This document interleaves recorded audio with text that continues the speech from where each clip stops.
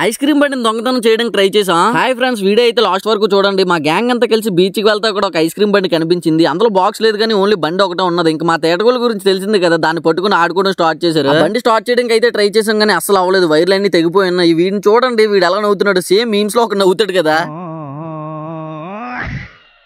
ఇది ఎందుకు పనికిరాదు కదా, అందుకే వదిలేసి ఉంటారని చెప్పి ఊర్లోకి తీసుకెళ్లిపోదాన్ని ఫిక్స్ అయిపోయాం. మా పండుగ డ్రైవర్ సీట్ లో కూర్చొని డ్రైవ్ చేస్తుంటే మేము అందరూ ముందు నుండి చాలా ఎంజాయ్ చేస్తున్నాం. ఇలా మా ప్రయాణం చాలా సాఫీగా సాగిపోతుంటే ముందున ఒక ఆటో లాంటిది వస్తుంది. దానికి సైడ్ ఇచ్చేద్దాం, సైడ్ కాగేసరికి అది ఎవరో కాదు, ఈ బండి ఓనర్.